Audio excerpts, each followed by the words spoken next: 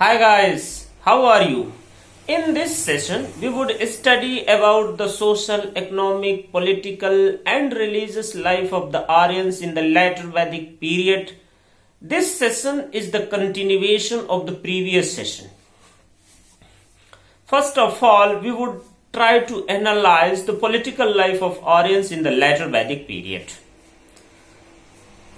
As I told you earlier, in the Rig Vedic period, the Aryans were pastoralists and semi-nomadic people, and their economic life was dependent upon animal husbandry predominantly.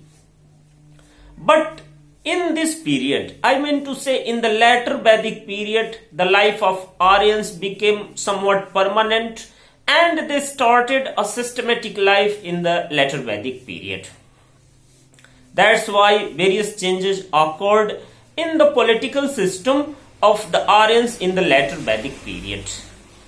I have told you that in the Rig Vedic period we find evidences of various assemblies such as Sabha, Samiti, Vidatha and Gana. We find changes in the nature of these assemblies. One assembly by the name of Vidatha vanished completely, and the character of Sabha and Samiti also changed in the later Vedic period. Now, women were not entitled to participate in Sabha and Brahmanas and warrior class dominated Sabha in this period. Moreover, various changes occurred in the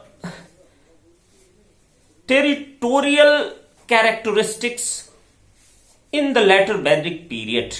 Now, only cow was not regarded the belt. Now, large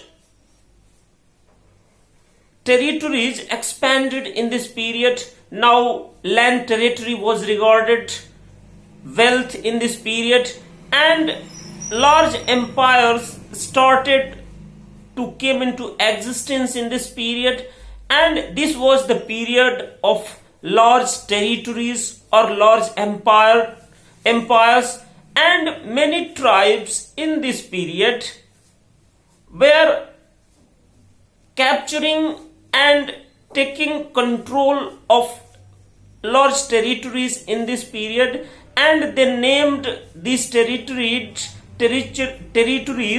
after their tribal name, such as Panchala territory, etc., Kurus territory, etc.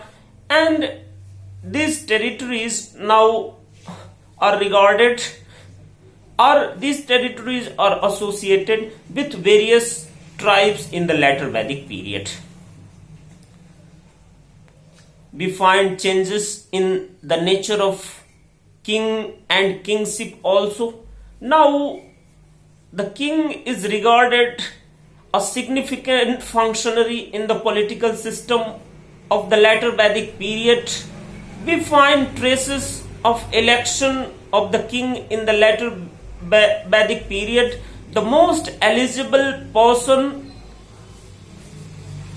in the tribe was elected as king, who had significant attributes and who was a great warrior, and he was the person who led the tribe in the wars successfully.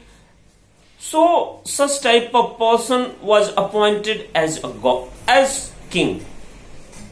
The king played significant role in the life of Aryans. Now he controlled the life of people in the later Vedic period, and people started giving some gifts to king, and this took the form of tributes in the later Vedic period, and now these tributes were made compulsory for the people to pay to the king in the later Vedic period, and a systematic political life developed in the later Vedic period. Many rituals came into existence in the later Vedic period, and these rituals made the king significant. These rituals made the position of the king significant in the later Vedic period. Some of these rituals are Rajsuya Yajna, Ashwamedh Yajna, Vajpaya Yajna, etc. In the Rajsuya Yajna, we find that some significant authorities were conferred on the king, and it made the position of the king dominant in the political life of the Aryans. We find evidence of Ashwamedh Yajna, and under the Ashwamedh Yajna, various areas were handed over to the king, in which the horse ran over those areas which were handed over to the king. That area was regarded the empire or the territory of the king, and this area was the undisputed territory of the king, and in this area the Aswa, the horse of the king, ran uninterrupted. That's why this area was handed over the king. We also find Vajpaya Yajna.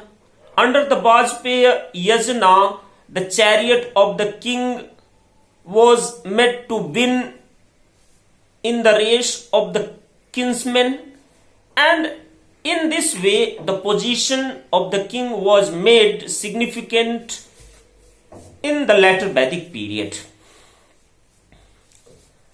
Now we find significant functionaries in the later Vedic period who were responsible for the smooth administration in the later Vedic period. We find traces of the commander, the priest, and other significant functionaries. These functionaries were responsible for the administration in the later Vedic period. We also find traces of paying taxes and tributes in the later Vedic period. One significant functionary by the name of Sangrahatri was entitled to collect taxes in the later Vedic period,